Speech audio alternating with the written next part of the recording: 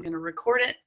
All right, everyone, welcome to the third facilitation masterclass on the 5 pillars of transformational facilitation.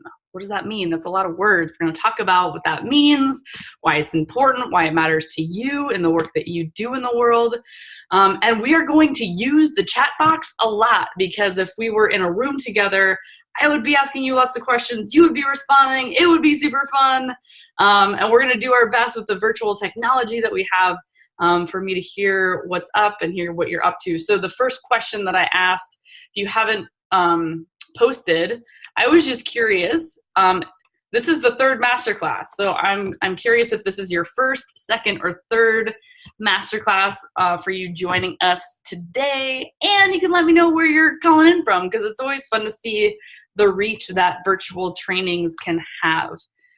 I've said this before in my facilitation masterclasses is, I'm going to teach a lot of concepts, and I also invite you to pay attention to the nuances, right? So I think a lot of facilitation is what we do, but it's also how we do it. So how I'm facilitating, how I'm moving you and guiding you through this experience, like take notes on whatever it is that is connecting with you and the material that I share today.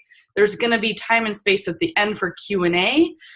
And a special bonus, as always, for those of you who are on this call live, as I've been really leaning into teaching leaders and coaches and facilitators how to elevate, enhance, and up-level their facilitation, I'm really committed to finding ways to support people both one-on-one and in retreats. And I'm going to talk a little bit about how we can essentially continue this conversation after this class.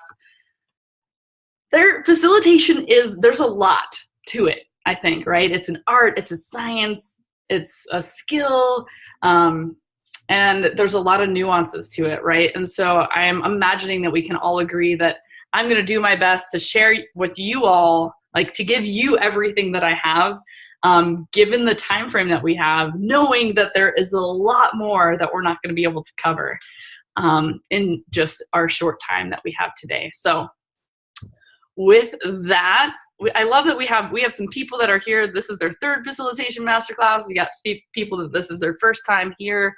So welcome to all of those who are new to the crew, and welcome back to those who are like continuing on your facilitation journey. Honored to have you here. I don't take it lightly that you have chosen to take your time, love, attention, energy, and give this to yourself. I mean, this is really like, I consider myself to be such a lifelong learner, and I'm constantly trying to find spaces and places where I can elevate and improve and enhance the work that I do in the world. And I love working with people who are also passionate about that as well. So with that, we are going to get this party started, and I'm going to do a screen share. And like I said, I made a PowerPoint for y'all because I love you that much, even though I don't necessarily do PowerPoints. We're going to see how this goes because I have some questions on the PowerPoints. We're going to use the chat box, and we're gonna give it a go, because part of facilitation is just giving it a go, right? So that's what we're going to do. Love it. Okay, share screen. Here we go. All right, Facilitation Masterclass, the 5 pillars of transformational facilitation. This is good because I can see most of your faces, or some of your faces, but what's not good about this is that I can't see the chat box. And if you are not muted, okay, I'm gonna mute you, Emma, welcome to the call. You know what I'm gonna do? I think I'm gonna try something. And Jan, if you have any hot tips on this, let me know. I'm just trying to figure out how to do the chat. You can exit full screen. Okay. So I can do a share, but not full screen. Okay, let's try that.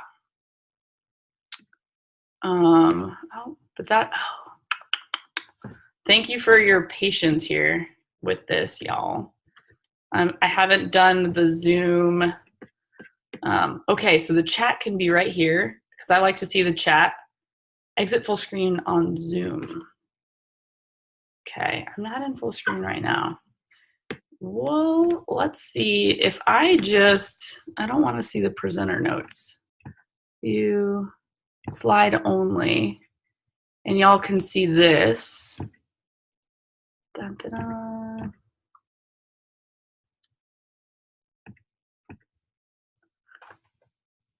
Hide presenter notes. Okay. I think what I'm going to do is I'm going to do this, and we're going to see how that goes. Great. Thank you. Okay. 5 pillars of transformational facilitation. Let's see if I can just go to the next slide here. Will it let me? Oh, come on. Maybe not. View. Let's see this. All right. I'm just going to do that. All right. So can I get a thumbs up that you can see what I see? Like you can see the PowerPoint. Okay, great. So I would love, this is we already had our unofficial start question, which was, what number of facilitation class is this?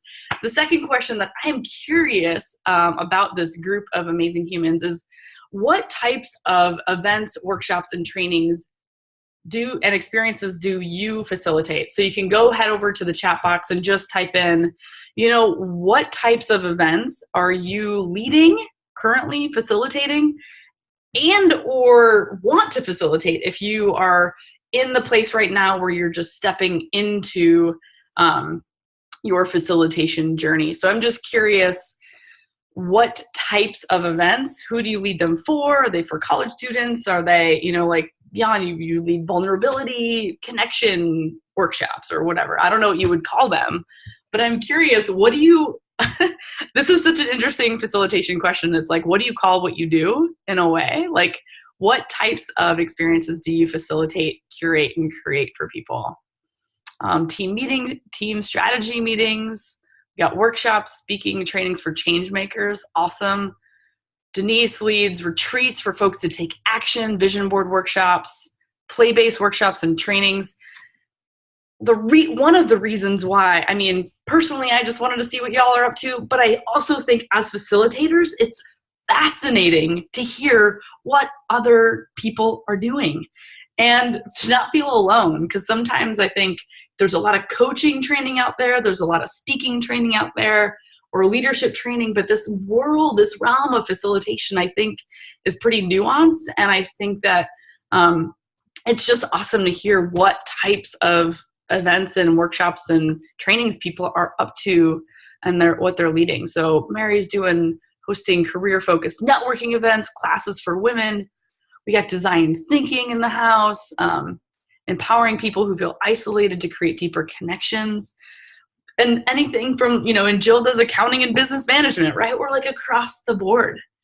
And so I just think it's so awesome that I think facilitation really has a huge wide range of what types of people are facilitators and what types of things we facilitate. And before we dive into the meat of our content today, I always like to make sure that we set our community agreements. We're all on the same page. The first one is to be open. Second one is to be present. And the third one is to be engaged. So the being open is just showing up today with an open heart and open mind to learn something new. Being present, I know that your time and energy and attention is very limited, so my invitation for you is to be here fully and to let go of whatever else your to-do list for the next 50 minutes or so that we have together, and to be engaged, right? We're going to use the chat box. I'm going to ask questions, and to make this as engaging and playful and fun and interactive as a virtual facilitation training possibly can be. So with that, I know that I can't see you all, but can I get like a thumbs up that you're on board for community agreements? We're all going to be open, be present, be engaged. Those are my top 3 that I always like to share. Super simple, super basic, but it's awesome to just make sure that we're all showing up with the same intentions here moving forward. So given the work that you do in the world, I am curious, what inspired you to be here today? For those of you that this is your 3rd masterclass, what was intriguing or exciting? And you can use the chat box to type in your answers to this question. So what inspired you to show up today? What inspired you to take an hour of your time to learn about the 5 pillars of transformational facilitation? Were you curious what they are? Essentially, like what drew you here today? And is there anything in particular you're hoping to get out of today, or anything in particular that you want to walk away with from our training today? So Luis wants to improve as a facilitator, learn best practices. Awesome. I love it. Feel like I know my material so well and don't facilitate it the best. Yeah, like I think that a lot of people who lead trainings or meetings or workshops, they put a lot of emphasis on the content that they're facilitating, but not on the context, meaning the how that information is being translated and transferred. Love it. Improve facilitation skills. Always looking to up level. I'm like, y'all, these are more people. Facilitation framework, right? So it's like facilitation is this big amorphous thing. Having some sort of structure and framework can be super, super helpful. I always learn something from your master classes, practical skills, foundational knowledge and ideas. Facilitation tune-up. Completed hundreds of hours of training of trainers and need to refresh and reboot. Mary says, because you're awesome. Boo! I love it. And because you want to be amazing. Sharpen the saw, sharpen your skills. Look for ways to be a better host, catalyst. I love that. And, I think that that's one of the important pieces as a facilitator is what is inspiring people to come to your events, your trainings, your workshops. I'm imagining some of your trainings, maybe people are required to be there, and some are choosing to be there. But I think knowing why your people are there, like knowing who's in the room, is so important as you begin to put together your programs, your outline, your whatever it is that you want to deliver. Why are they here? And what are they hoping to get out of the experience? So that way, part of this is a little bit of backwards by design thinking. It's like, if I know where I want to get my people, my audience, my community, then I can make a plan on how to get there, right? And so part of that is what's inspiring them to be there and what's drawing them to show up, and then curating and being the guide. It's like knowing where the top of the mountain is. If you don't know where you're going, it's going to be really hard to get there. And so my hope is that as a facilitator, you know where you're going and that you're the facilitator, you're the guide on that journey. Like I love metaphors. I like the mountains. I like the outdoors, for those of you who don't know me. So I always love asking that question. I think it's a great opening question. Turn to a partner, share what inspired you to be here today, get a few people to share. If you have a small group, you can go around a circle. I think it's a super powerful question, gets people in the room, gets people in the space, and gets people connected to their why. Why are you spending your time and energy and attention on learning this thing that we're here to learn? All right, so now that we know why we're here, to up-level or sharpen our skills, to like rock out facilitation like a boss, let's dive in. Let's see. Oh yeah, so here's the goal for today. Because goals are good, word on the street. Let me make sure y'all can, I need to spread this out so you can see that. Goal for today. And if you can't see stuff, just let me know. I'm trying to like move things around so I can see people, and I can see the chat, I can see everything. So the goal for today is to give you a framework for what transformational facilitation is, and a model for how to create and facilitate powerful experiences for others. So that's just that's like our top of the mountain for today. So here we go, let's dive in. What is transformational facilitation? I know that this slide has a lot of information on it, so try not to get overwhelmed. When I had it in like the keynote version, it had like point by point by point, but here we go.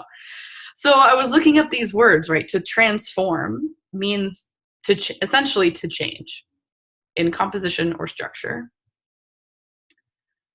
Facilitate means essentially to make easier or less difficult, to help forward an action, a process, etc. So I was thinking about, well, what is transformational facilitation specifically? And I really like this idea that transformational facilitation is really the art, and I would say, and heart, I would add that, of creating powerful, engaging, and meaningful experiences that actually change people's lives.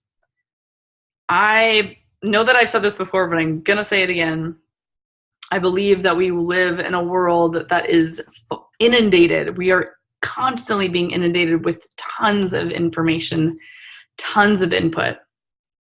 The majority of people who go to events, even like Tony Robbins events and these motivational speakers, and they go to workshops, that you go to conferences, events, trainings, workshops, retreats, you name it, only like it's like only 1% of that audience is actually going to do anything when they leave that experience, typically. So this is typically in the world of events and workshops. I think a lot of people go with the intention of their lives being transformed or changed in some way. And some of that is on the facilitator, and some of that is like on the person to actually integrate and apply and make those changes in their lives when they leave. And I also think, how as facilitators, can we set people up for success to be able to do that? How do we create an environment where people are reflecting and integrating throughout the whole experience, so when they leave, they're more likely to apply and to integrate whatever it is that they're learning or whatever it is that they've learned at that training, workshop, or retreat or event. So essentially I was like, how do I make this simple? Our goal is to make it easier for people to change, grow, evolve, and expand. To facilitate is to make easy. And it was really neat to hear from my friend Michael the other day. He did a workshop at a space called the Weller Society for Creative Entrepreneurs. And he came to my Facilitate Like a Boss day-long training that I did, and he did an exercise with them where it created an opportunity for people to be engaged in their experience rather than just have more information. And what he reflected back to me was it was way easier on him. And so to facilitate, it was easier on him because he took a lot of pressure away of having to deliver tons of input and information. And what he did was he facilitated an experience for them that's going to be way more impactful, way more memorable. And he said it was way more fun for him at the end of the day. And so I think the idea of facilitation is making it easier for your people to change and grow, but also easier on you. When you invite people to engage and connect with whatever material that you're creating, that you're sharing, they're much more likely to apply it into their life. And it's like, how can I make this more fun for me and for everyone else? So with that, like, kind of overview of what transformational facilitation is, my hope is to just, get a little bit on the same page of like, what does that mean? Because that's a pretty two big words put together. And based on the work that you do in the world, like you said before, the types of events that you lead, and the description that I just gave you for what transformational facilitation is, I am curious to know what, the thing just moved. Why, here's the question. Why does this matter to you? Why does this matter to you? And so you can just write in the chat box. I'm just moving things around here to see everything that I need to see. My screen is only so big. So why does transformational facilitation matter to you? Why is it important to you, to your clients, to your community, to the people that you serve?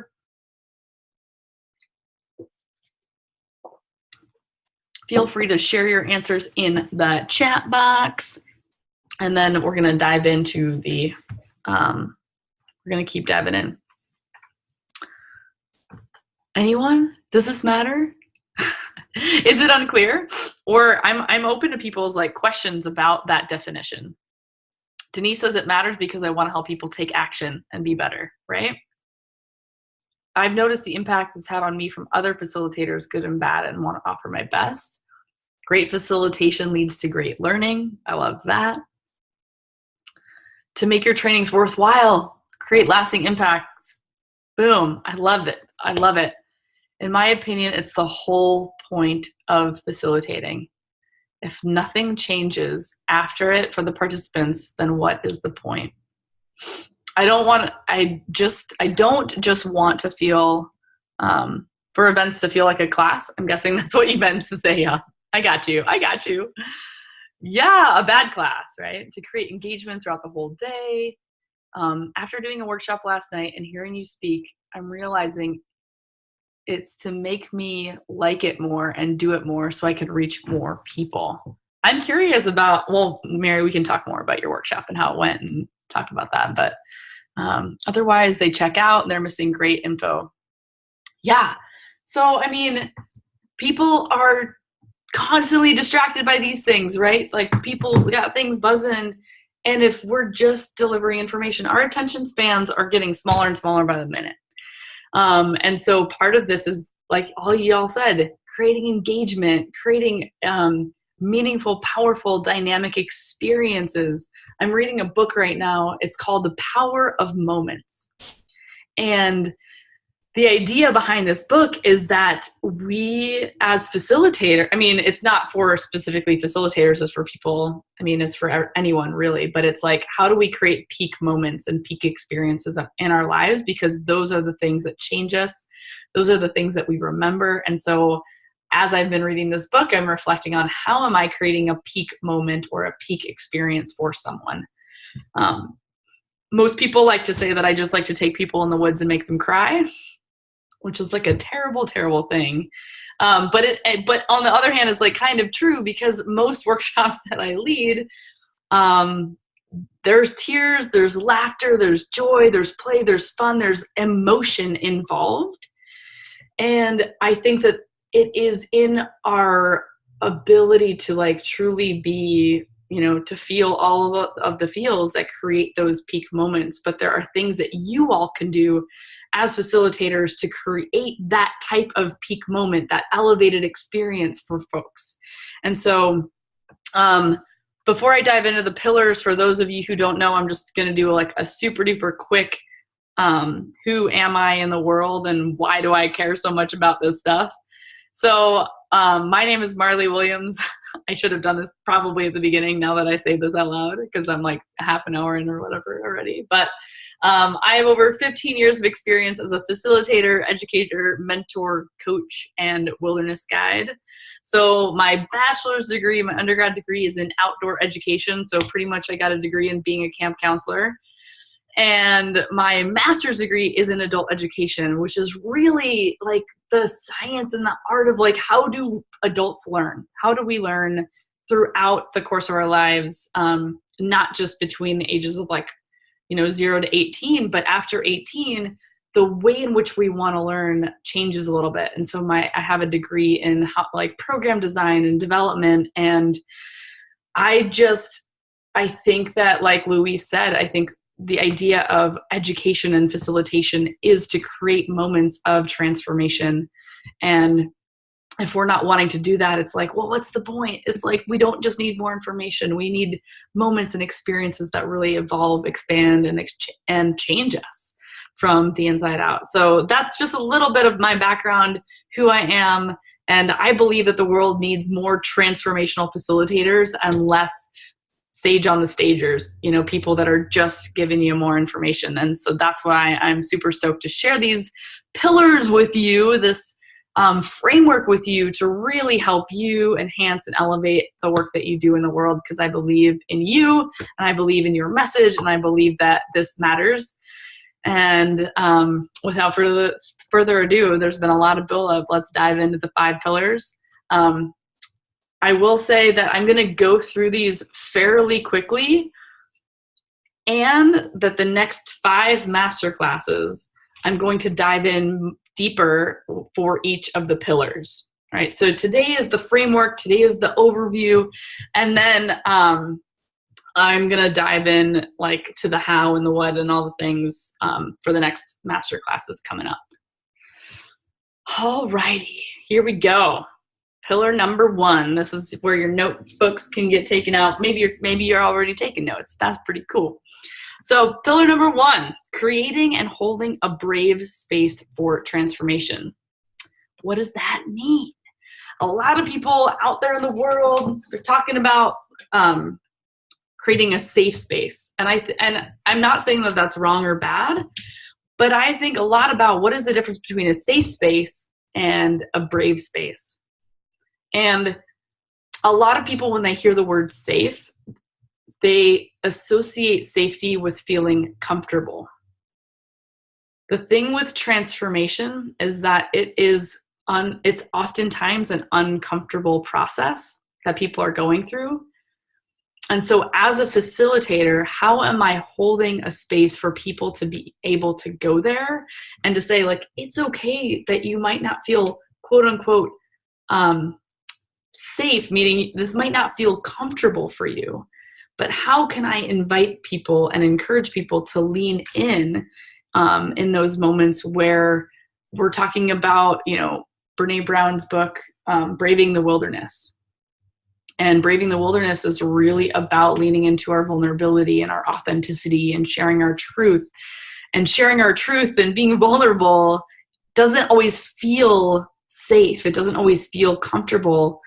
And so how, as facilitators, are we creating the container and holding the space for people to be brave and for people to practice being really vulnerable with each other by modeling the way? And so one of the things that I did at the beginning, I know that I did it pretty quickly because of our limited time that we have today, but I set community agreements, right? And so I said, here are the expectations for our time together. If you're with people for a longer period of time, there's a lot of different ways to do this. And so this is actually what the next masterclass is about. What are some ways in which you've seen this done really well, and some ways that you haven't, essentially. There are spaces that I walk into where I feel like, the goal with this is people walk into your meetings, your events, your experiences, and feel like they can be all of themselves, right? And I think that is what people are hungry to go deep. People are hungry to be real, but they also need to have permission that they can go there and it's going to be okay. And how can I invite people to practice being brave? Which, again, it's just addressing that it might not feel warm and fuzzy. It might feel really scary. It might feel really uncomfortable. But to invite people to really lean into that. And I've said this, I know that I've said this before, but this really begins the moment when people walk in the door. I think that we forget, if people are coming in and we're overdoing something else and people walk in and I think it's recognizing that it takes a lot of energy for people to show up, to get into their car, to whether they had to find a babysitter, they had to do something to be able to show up. And so how are we creating a really warm, welcoming environment for people that they feel really seen right out the gate, right away? This isn't easy when you have a room full of 1,000 people, but if you're doing a workshop for 10 people, you can welcome every single person as they walk in the door. You can create opportunities for engagement right away. And so that is one of the pillars of transformational facilitation, and what I see, people that take the time to create and hold that space. Holding that space means I can create community agreements on the front end, but if the group isn't living up to that, how am I empowering the group and myself to hold other people accountable for that? If people, I think that this is true in a lot of work where people are sharing different perspectives or different opinions. How can we have that be okay? Versus we're not all here to think the same, but this is a brave space for people to maybe agree or not agree, and that we can go there. But you as a facilitator, this is part of, if there's a really dominant personality or a dominant voice in the room, and people start to not feel safe if that's not being facilitated, if that's not being managed well in some way. So that is pillar number 1. Like I said, I'm going to go through these pretty quickly, and also pay attention to the ones that you feel like you do really well, and maybe other ones that you would like to work on, because I'm going to ask you questions about that. All right, we are going to move right along to pillar number 2. Let's see if I can do this. Here we go. Facilitating a strong sense of belonging and connection. One of the things that I said to my coach the other day was I just got back from a week-long retreat. And at this retreat, there was a lot of content, there was a lot of information, but there was like so much space for community, for connection, for sharing meals together, for hot tub time machine time. Like there was a lot of space for people to really to connect. And I think that in the realm of transformational facilitation, and especially when people are showing up in person to a workshop, is that oftentimes when I go to events or experiences, it's one part what I'm going to learn there, but the other part is like who's going to be in the room.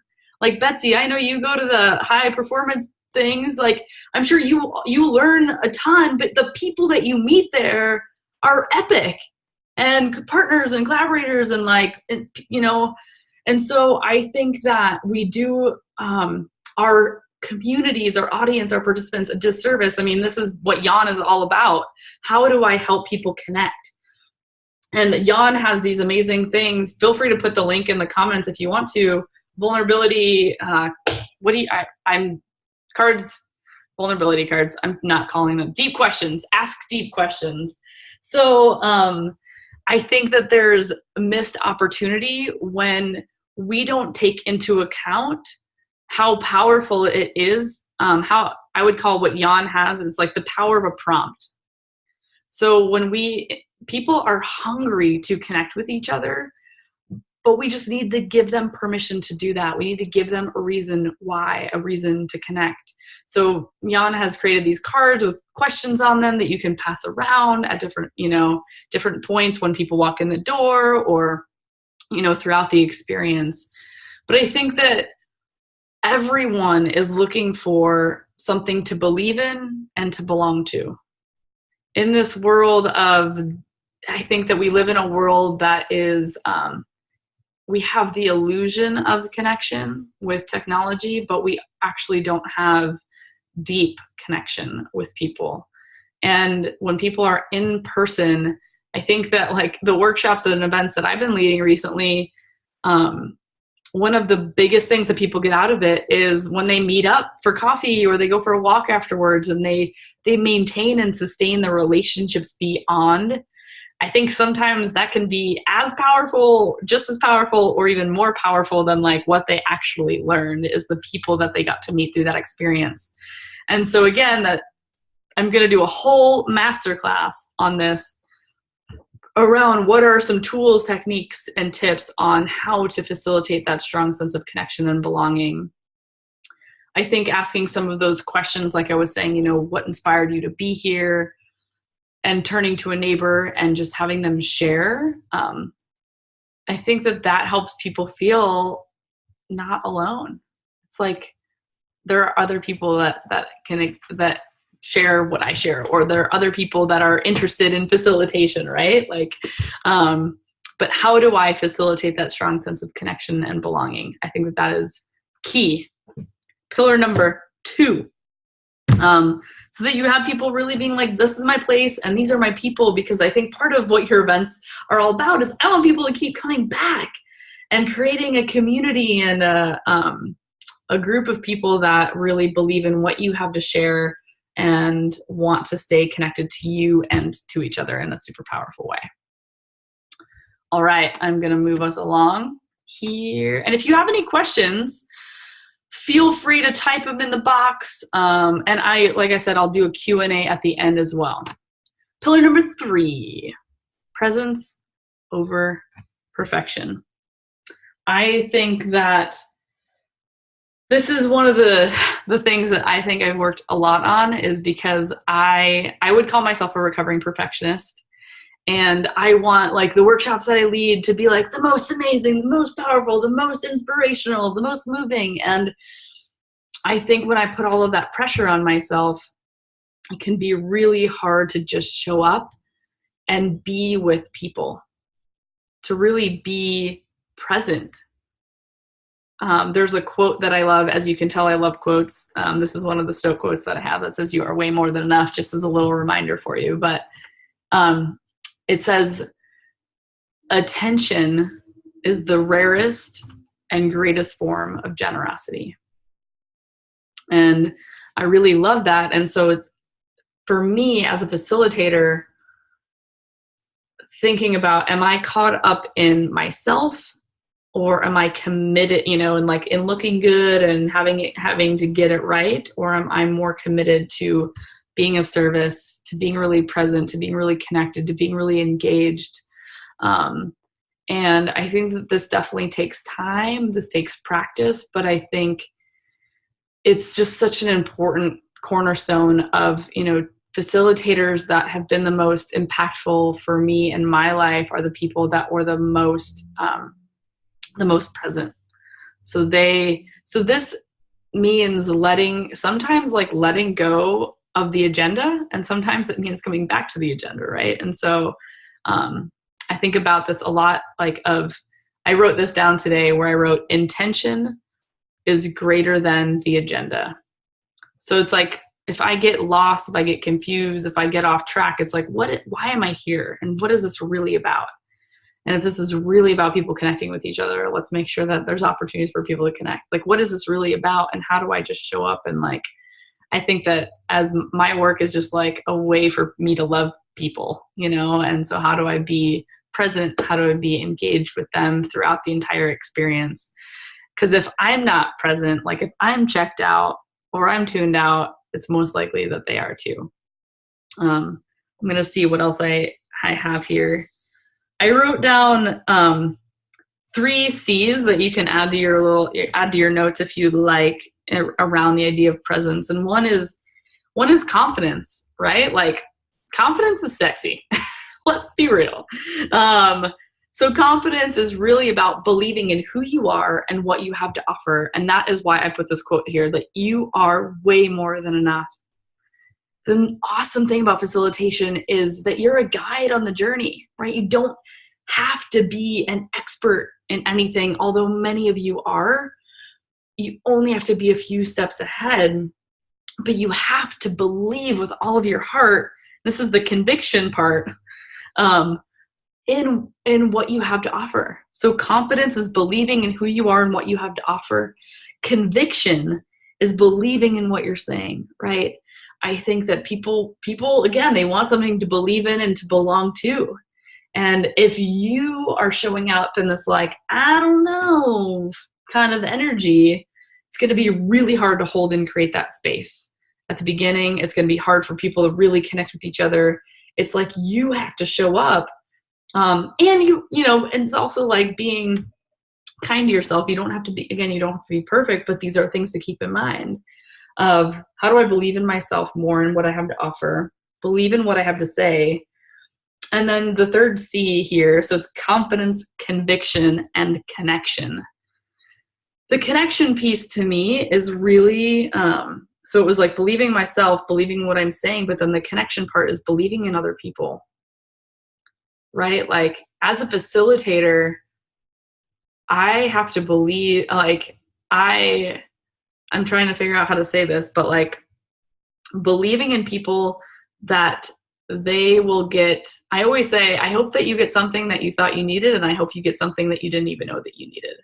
Right? And believing that people are there for a reason, and that you have something to offer, they have something to offer, and that it's important that every single one of you is here. Every single person that shows up to your events matters. So just showing up and really connecting with each individual person as much as possible. If you speak to really large groups of people, I heard this before that I really liked. It's like, you're not speaking to a group of people, meaning like just you're clumping them all together, but you're speaking to a group of individuals. And I liked that distinction because I think that people want to feel heard, they want to feel seen, they want to feel loved, validated, matter, that they appreciate it. And so I think when you can connect to people on that individual level, it's really, really powerful. Bum, bum, bum, bum. Okay, next pillar is facilitating reflection and engagement activities. So as you can see here, I was leading some sort of like, what are those, conga lines or something like that? But I think that people, again, in this, like moving from the world of information to facilitation, which I think is the world of like integration and application and engagement. My background is in experiential education. Part of experiential education is doing things like having an experience and then having opportunities to reflect on that experience so that you can actually integrate and apply, right? Yes, play. Play is so important, Luis, for sure. And so giving people opportunities to have fun and to play and to connect with each other, to reflect on their experience throughout. And that's why I love like the question cards or partner shares, like turn to a neighbor and share what you've learned so far, or write down what's your biggest takeaway. So there's like reflection opportunities where you can give people, and again, this is going to be a master class, but things like journal prompts, pair shares, and then engagement activities. I mean, there's, that's why I'm doing a whole class on this, because there's a lot to be said for, you know, what are the types of activities that work well for your group based on your goals. But even thinking about how do I get people engaged in the experience more is oftentimes like through the power of questions and the power of prompts and the power of play. So getting people to get into groups, and like here we are, I was like leading like 150 people in a play note instead of a keynote.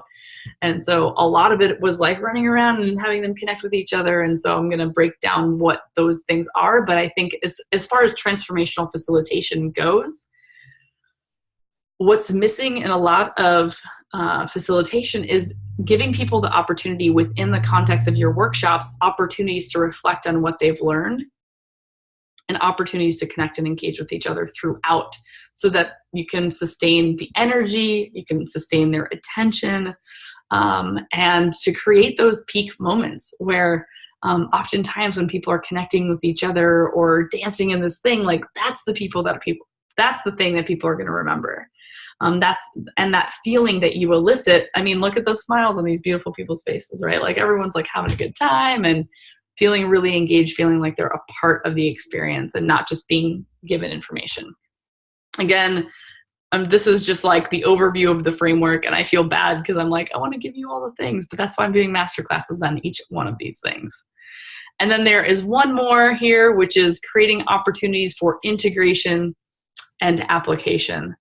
This is the now what part, right? So a lot of things you like go, you learn stuff, and there's no opportunity, again, within the context. I think that sometimes we assume that if someone came to a workshop or an event, that they're automatically going to go into their life and integrate it. And that's not necessarily true. And I think that giving people an opportunity to say, like, based on what you've learned today, how do you want your life to be different? Or how do you see what you've learned today applying to the rest of your life? And so again, there's a lot of things that you can do to create those moments before people leave in order for them to actually apply the learning and to stay connected to each other. And so really weaving in the power of support and ongoing support and accountability in how people are integrating and applying this into their life. Let's see. So yeah, this piece is really, how do you move and inspire people to take action? So the question here would be, what do you want people walking away thinking, doing, knowing, feeling? Like, what do you want them to do differently now that they have had this experience? That's really like the essential question here. So what I am curious about, now that I have gone through the framework, I'm going to show you, so here are the 5 pillars, right? We have the creating and holding a brave space for transformation, facilitating a strong sense of belonging and connection, practicing presence over perfection, facilitating reflection and engagement activities throughout the whole experience, and then creating opportunities for integration and application. If you were to like go through these 5 pillars and just take a moment, and you can write this on your journal or on a piece of paper or something, I'm going to invite you to rate yourself like on a scale of 1 to 5, 1 being like, I don't do this at all, and 5 being like, I'm a rock star at doing this. I'm just going to have you rate yourself, and you don't have to put this in the chat box right now, but just rate yourself in these 5 areas on a scale of 1 to 5. What are the things that you do really well, and or like, you know, if you do it really well, put a 5, and if you don't do it at all and have opportunity for growth, you can put a 1, and anything in between. And this is just an opportunity for some self-reflection.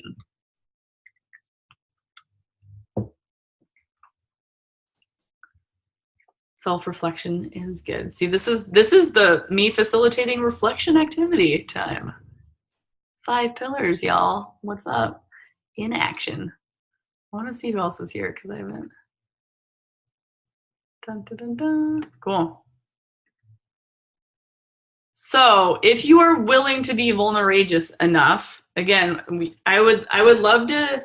I wonder how we can do this. I'm curious what the thing that you feel that your biggest opportunity for growth or your biggest area of improvement, and you can just list the number. So first we're going to do the thing that you can, so I'm going to type this in. Thing that you can improve the most on. Which pillar do you want to work on the most? So we'll do that, and then I'm gonna have people list which one that they are like feel like they're a rock star in. So you can just put the actual number of the pillar, of like, what do you think that you want to work on the most? So your biggest area of improvement.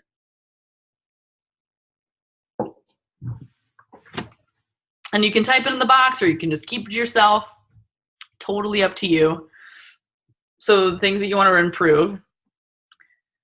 And then the second one will be, what are you awesome at? So which number pillar do you feel the most confident in? So you can, yeah, and you can do improve like this, you know, I want to improve, like let's say this, and then I'm awesome at this one or something. So people are awesome at facilitating reflection. Awesome, was confident, presence over perfection for sure. Angie, yeah. I love it. Cool. So feel free to type those in like the improve awesome format. And I always like to ask this question as well, and this creates an opportunity for integration and application, which is, what is your 1 degree shift going to be? I know that for those of you who've been on these before, you know what the 1 degree shift metaphor is. I'm going to explain it real quick, but the idea is, you know, as a facilitator, there's a lot of things that you're working on that you're trying to do. But given this framework and given these pillars and the thing that you want to make improvements on, what is a 1 degree shift that you would want to make in your facilitation? The idea of a 1 degree shift is that if you change the course on a sailboat just 1 degree, over the course of hundreds of thousands of miles, you can end up in a completely different place, right? And so as you think about your workshops, your programs, your retreats, your trainings, anything that you're creating, what's one small change that you could make that you think would make the biggest difference? So what is one small change that you think that you could make in your facilitation work that would make the biggest difference for you, for your people, for your participants? I would love for you to type that in if you're willing to, but this is an opportunity this is the now what question of like, okay, you have this framework. How do you want to apply it in your work, in your world, in your life? What does that look like for you? So feel free to share what your 1 degree shift is going to be over in the chat box over there. I like that question to ask participants at the end as well. Oh yeah, it's a great question. What's the 1 degree shift? It's my jam. I love it.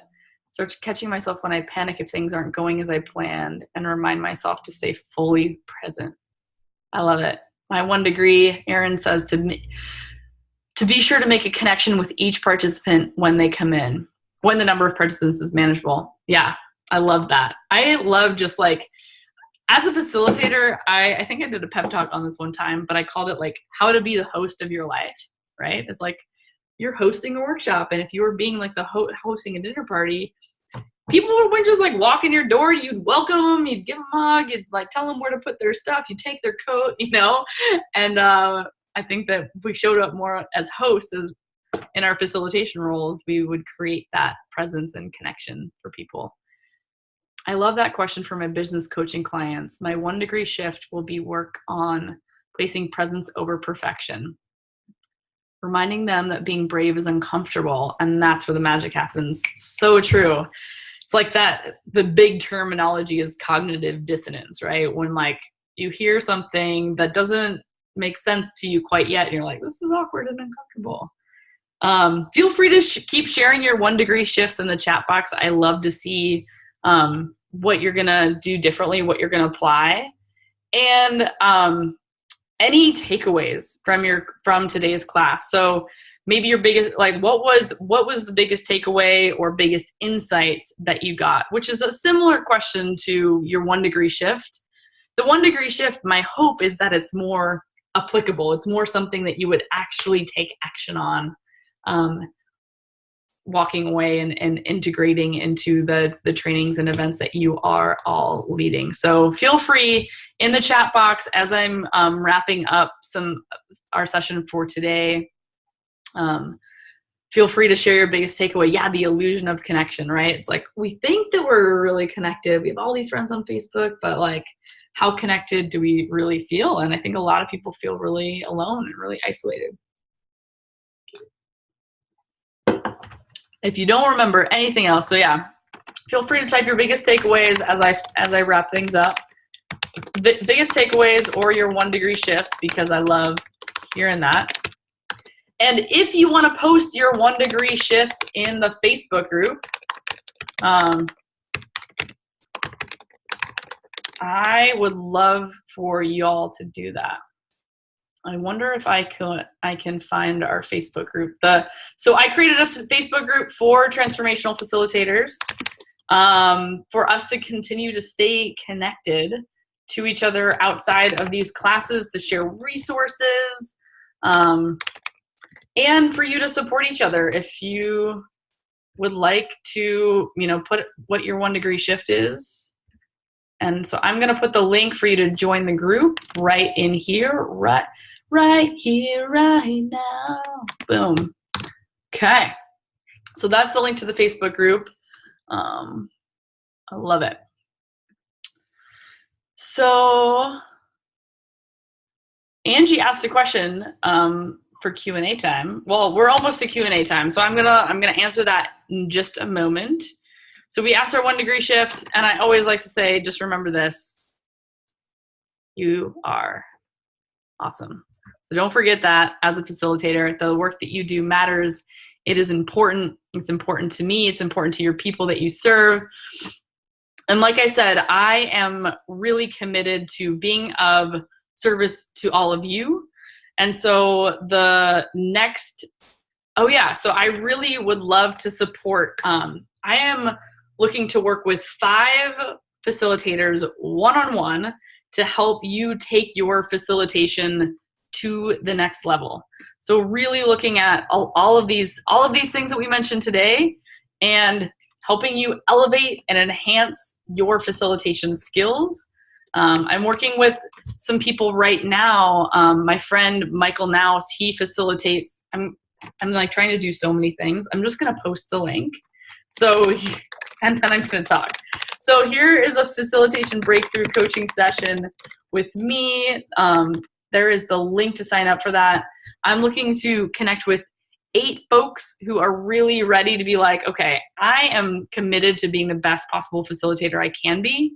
And part of this is what I'm realizing is facilitators don't have a lot of people that they can talk to about their programs and workshops and ideas, whether you are wanting to elevate and enhance the programs you're already leading, or if you're wanting to create trainings and programs and being able to create them really intentionally and really powerfully. So one level of this is enhancement and elevation and up-leveling the programs that you're already doing. And one other way is to create programs that you want to facilitate and getting to work with someone to be able to do that. So if you are interested in connecting with me one-on-one, I would absolutely love to support you on your facilitation journey. I geek out about this stuff. I love it. I want to support you being the most amazing human and facilitator possible. So hop on there, grab a link. First 8 people to sign up is awesome. And then, like I said, the next masterclass is specifically on creating and holding a brave space for transformation. I'm just looking around all of the places and trying to find the link. No, I don't want this. Go away. Finding the link. Here we go. So here is the next masterclass. Masterclasses are always free from me to you. Boom. And like I said, I'm also working on doing a facilitation retreat, a transformational facilitation retreat. I'm looking potentially at the first weekend in October that may happen, October 4th through 7th. That's the dates that I'm playing with. And I'm also working on, I'm working on so many facilitation things. I'm so freaking excited about this stuff. I'm working on a book, like a guidebook, to really explain all of this stuff in way more depth, and possibly like a 9-month-long training program course mastery that includes retreats and live trainings and weekly classes and all sorts of like epic awesomeness. So as I'm putting all of that stuff together, I would love your support, love your feedback. How you get notified about future masterclasses is I have a list. If you've signed up for this masterclass through Eventbrite, I just add you to my facilitation list, and I make sure that you all find out about that way. Also, I would join the Facebook group as well to stay connected to there. I post all of the events in the Transformational Facilitators Facebook group. And I am going to stick around and answer any questions that y'all might have. 1 o'clock, boom, we did it. Holy cow. Give yourself a big self high five. Boom. Tell yourself that you're awesome. Thank you so much for showing up. Thanks so much for being here. If you want to share your 1 degree shift with me or in the chat box or in the Facebook group, let me know if there's anything that I can do to support you elevating, up-leveling, and enhancing your ability to facilitate transformation for your people, your communities, and the world. So with that, I'm going to stop our share, stop the recording here. And then I'm super happy to stick around and answer any questions that folks might have.